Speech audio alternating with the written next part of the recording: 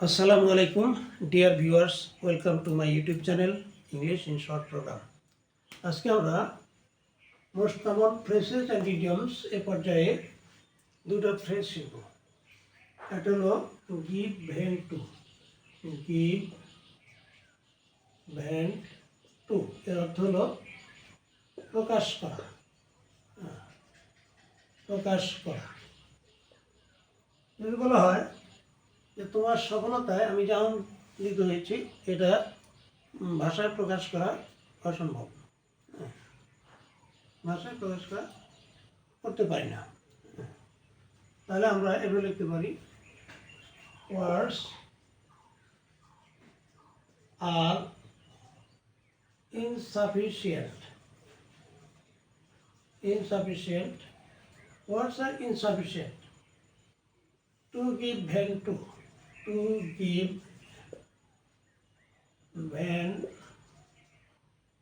to give vent to words are insufficient to give vent to my joy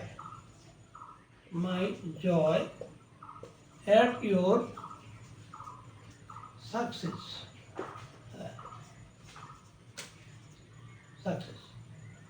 words are insufficient, ভাষা মানে অপর্যাপ্ত, মানে কথা আমি প্রকাশ করতে পারছি না। To give vent to, to give vent to প্রকাশ করা। কিসে কি প্রকাশ করা? মাই জয়, আমার আনন্দ। কিসে? অ্যাট ইউর সাকসেস, তোমার সফলতাতে।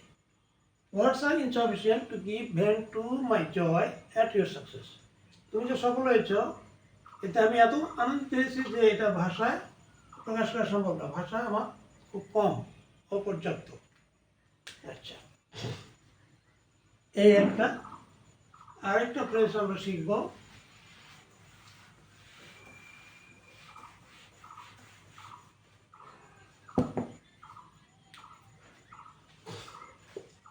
গেট রিড অফ, মানে হচ্ছে মুক্ত হওয়া। মুক্ত হওয়া, গেট রিড অফ, মুক্ত হওয়া।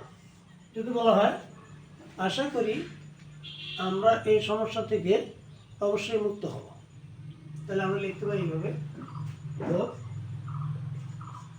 আশা করি আমরা অবশ্যই মুক্ত হব। উই মাস্ট কি মুক্ত হব? Get rid of, get rid of this problems.